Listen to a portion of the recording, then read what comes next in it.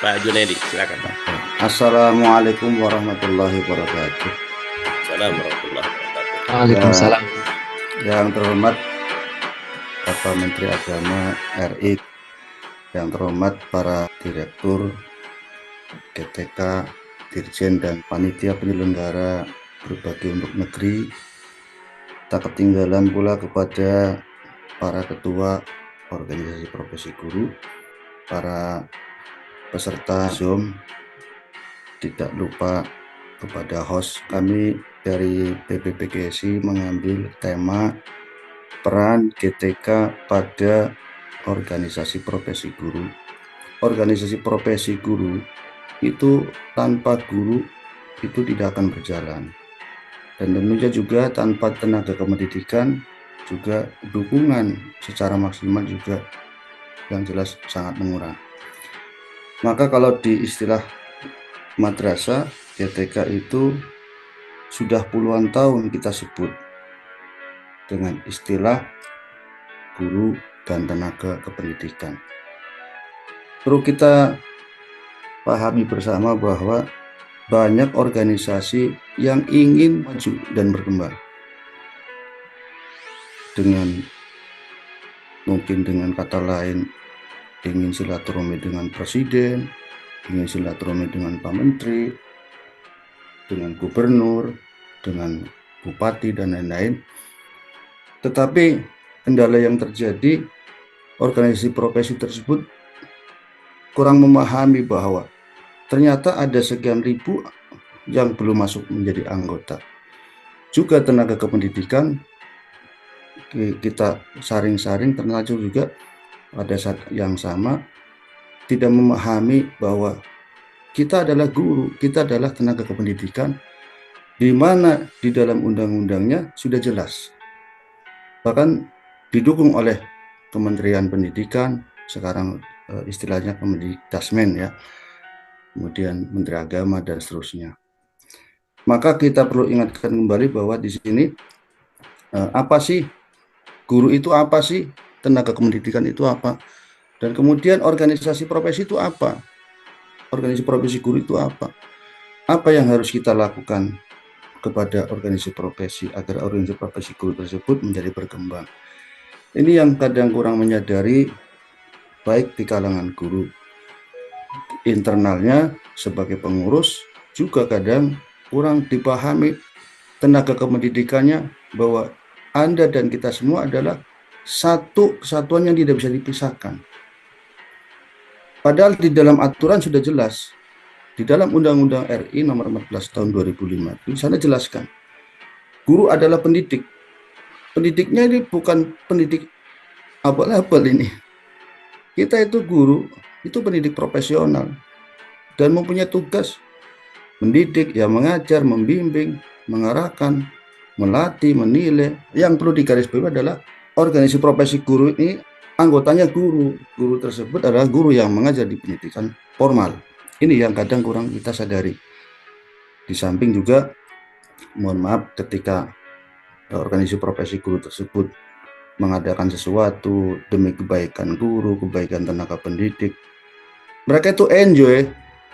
Ketika ada surat itu enjoy, seolah-olah tidak ada surat.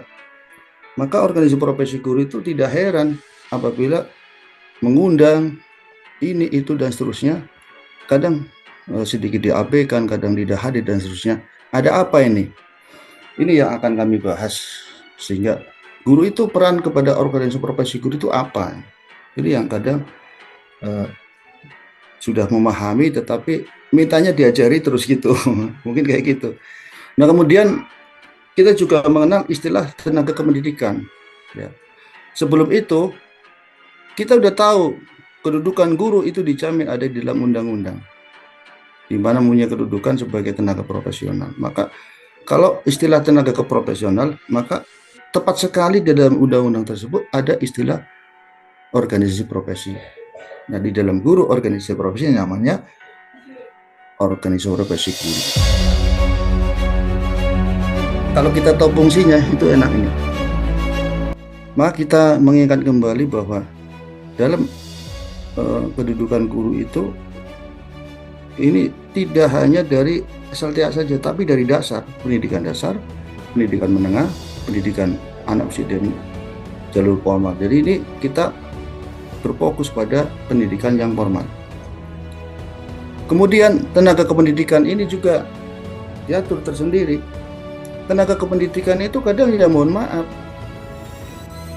itu kurang mungkin karena kurang adanya diklat atau apa.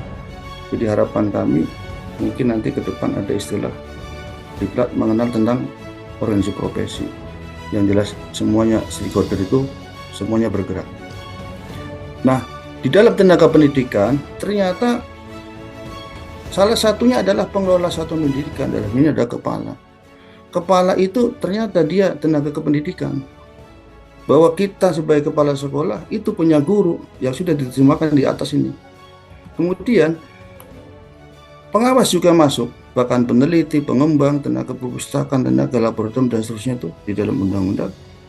Ya, kita semuanya benar-benar satu kesatuan yang tidak bisa dipisahkan dengan istilah organisasi profesi guru itu. Maka ke depan kalau kita menyebutkan itu organisasi profesi guru dan tenaga kependidikan, karena ternyata tenaga pendidikan itu juga masuknya ke profesi seperti kepala sekolah kalau kita lihat ya.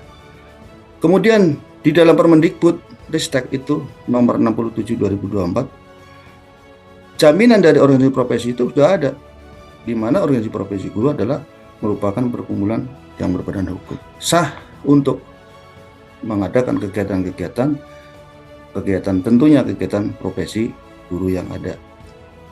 Ini diantaranya seperti itu. Nah, kemudian di pasal 2 udah jelas semua guru itu insya Allah sudah memahami guru itu membentuk organisasi profesi ya, guru. Jadi organisasi profesi guru itu ya dipegang oleh guru. Nah, di ayat 3 guru wajib itu menjadi organisasi profesi. Organisasi profesi itu mengatur harus punya KTA gitu. Banyak guru yang belum punya KTA organisasi profesi. Makanya kalau Kementerian Agama, pertama kementerian yang mengumandangkan syarat masuk menjadi guru in-passing untuk pencairan in-passing harus punya KTA organisasi profesi. Wah, bagus itu, keren kayaknya. Mungkin begitu. Sehingga ketika pas ada kegiatan seperti ini, evaluasi penilaian dan seterusnya, itu minimal ada korelasi-korelasi yang harus dimunculkan di dalam hal yang semacam itu, sehingga mereka itu sadar bahwa iya ya, saya ternyata salah satu bagian organisasi profesi yang tidak bisa dikalahkan dari yang lain. Jadi kompak dalam hal kurikulum itu nanti enak gitu. Ayo guru ini. Kita masih ditemui ada guru yang kemudian gonta-ganti kurikulum ini itu ya, karena belum memahami organisasi profesi itu. Organisasi profesi guru itu sudah menyampaikan hal ihwalnya, tetapi ada guru yang pasif dan seterusnya. Padahal organisasi profesi itu punya fungsi juga memajukan profesi guru tersebut, meningkatkan kompetensi, karir, wawasan, pendidikan, bahkan sampai dengan kesejahteraan. Itu organisasi profesi.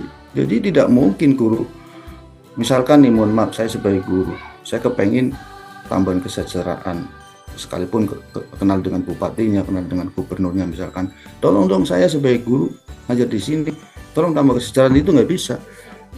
Nah, difasilitasilah oleh organisasi profesi guru itu. Guru mengajukan mungkin mohon maaf bantuan keserake, bantuan operasional kegiatan dan seterusnya ke bupati, ke gubernur. Itu kemudian muncullah sebuah kehidupan baru, guru tidak hanya mengajar begitu. Kemudian di pasal 5 organisasi profesi itu mempunyai kewenangan. Kewenangannya itu tidak kecil ini. Katakanlah saya boleh menyampaikan kelas berat ini. Menetapkan dan menegakkan kode etik guru. Memberikan bantuan hukum wajib, memberikan perlindungan profesi guru wajib, melakukan pembinaan. Jadi kalau ada guru sekalipun itu kepala sekolah tenaga pendidikan, kalau ada ketua organisasi profesi guru, kalau itu adalah anggotanya, sekalipun ketua organisasi profesi guru tersebut orang kecil, orang tidak punya jabatan di suatu kementerian tertentu, itu juga harusnya memahami, oh itu ketua organisasi profesi kita yang harus dihargai sekalipun dia bukan menjadi kepala dinas kayak apa-apa dan seterusnya. Karena apa? Dalam hal ini adalah hanya untuk memajukan pendidikan nasional. Pasal 6, Menteri dapat memfasilitasi organisasi profesi guru. Ini tentunya semua menteri kan begitu. TPG, mohon maaf, ada tunggakan 2011, 2014, belum cair. Kami kesana kemari. Oh, itu urusan Menteri Agama. Aduh, padahal kan semuanya menteri punya tanggung jawab memfasilitasi itu. Fasilitas sebagai yang dimaksud itu adalah untuk pembinaan, oke, masuk. Untuk apa? Untuk profesi guru masuk, bahkan sampai dengan untuk kesejahteraan itu.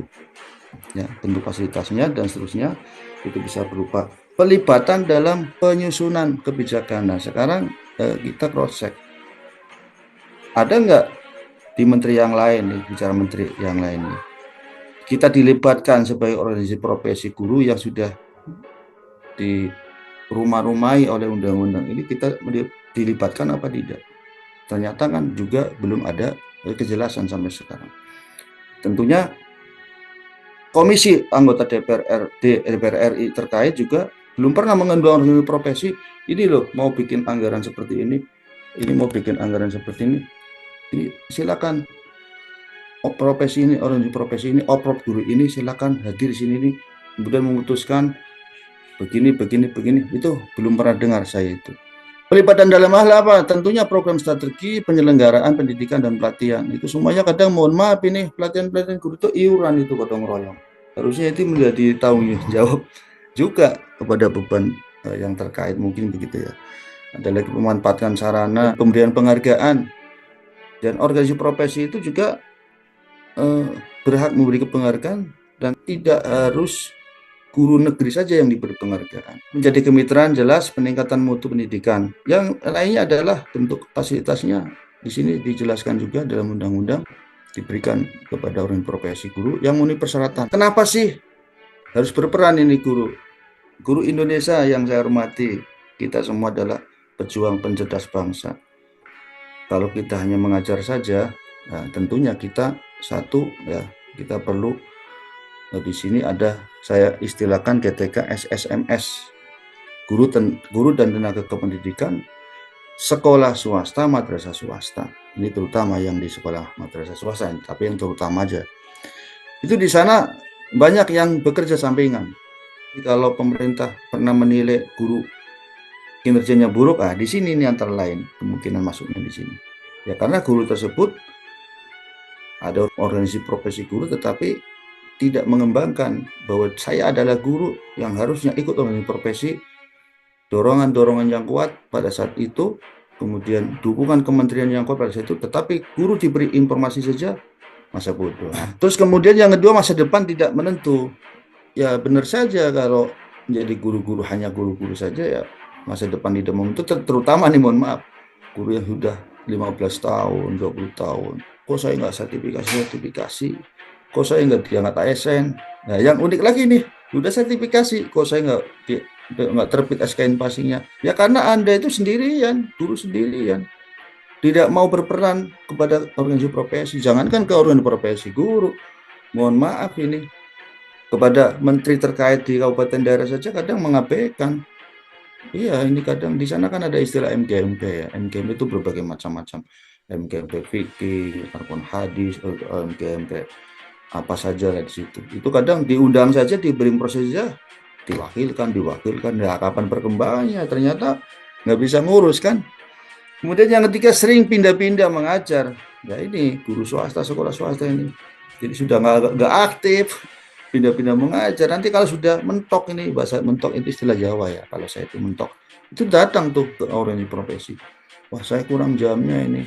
Gimana? Nah, makanya harus proaktif sama organisasi profesi guru, itu begitu. Kemudian problem kesejahteraan dan keprihatinan masyarakat. Jadi memang problem kesejahteraan ya, yaitu karena guru tersebut itu menyendiri bisa terjadi begitu. Kemudian masyarakat juga hanya menilai bayarannya nggak ada, ini itu. Nah, itu mungkin merasakan semua itu.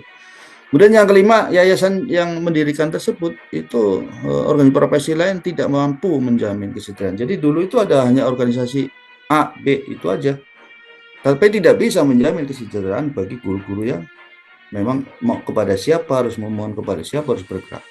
Kemudian muncul kenapa mau jadi guru? Artinya ini juga mohon maaf banyak yang disampaikan pejabat-pejabat yang terdahulu itu. di sini mungkin bahasanya mengeluh, mohon masukan, saran, arahan. Jawabannya kadang, kenapa lu mau jadi guru gitu? Itu sering pernah terjadi juga tuh. Kalau guru tidak aktif di organisasi profesi guru, terus kemudian seperti apa tuh? Kalau sudah ada jawab begitu, kan nggak bisa apa-apa tuh. Tapi kalau organisasi profesi aktif di organisasi profesi guru, bisa menjawab dengan baik. 7, masih ditemui Pemkab Kota kurang tanggap pada GTK SSMS, artinya pada guru dan tenaga pendidikan yang swasta, sekolah madrasah swasta. 9, perlu lebih menyatakan sikap bersama. Nah, kadang akhirnya begitu sudah mentok lagi, guru baru kumpul, mendirikan ini, mendirikan itu, mendirikan ini, padahal sudah ada itu ruangannya.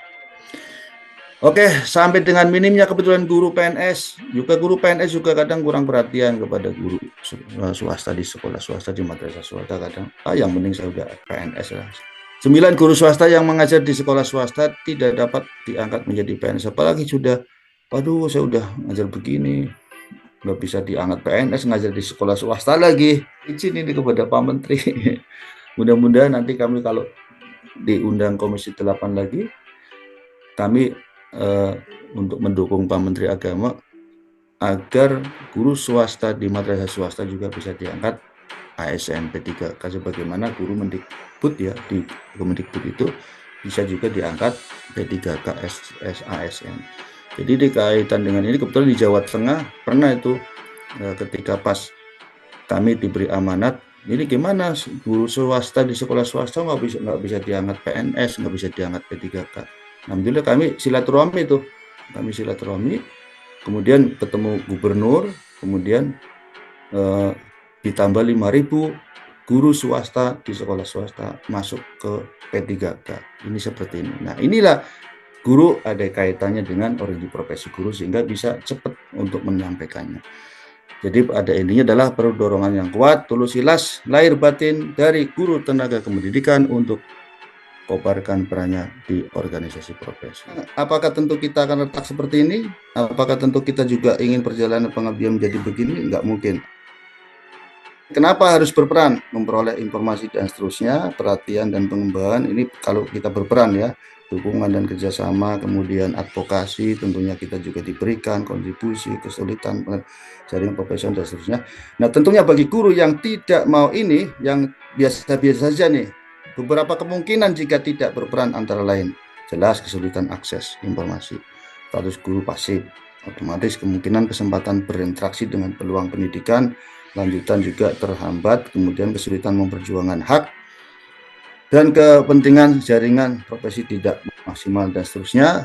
Kemudian pada akhirnya kurang memperoleh kesempatan meningkatkan kemampuan. Nah, kesimpulannya, guru dan tenaga kependidikan wajib berperan penting dalam organisasi profesi guru dan meningkatkan kualitas, termasuk juga wajib ikut serta mewujudkan tujuan organisasi profesi, karena ini kaitannya dengan undang-undang. Ketiga, GTK tidak dipisahkan dengan orang guru dan sebaliknya. Kemudian yang 4, hak dan kewajiban GTK dapat diwujudkan atas upaya organisasi profesi guru. Jadi jangan meremehkan organisasi profesi guru, mas kami kayak gitu. Terima kasih, semoga bermanfaat. Wassalamualaikum warahmatullahi wabarakatuh. Waalaikumsalam warahmatullahi wabarakatuh. Alhamdulillah, pemateri pertama Bapak Junaidi SAG Messi telah menyampaikan tentang organisasi profesi ya. Ya, tentunya banyak berharap ini, apalagi guru-guru yang ada di madrasah swasta, tentunya perlu dijahit nih, perlu diangkat nanti ya. Ya betul. Nasibnya perlu diperhatikan. Mudah-mudahan berjuang terus.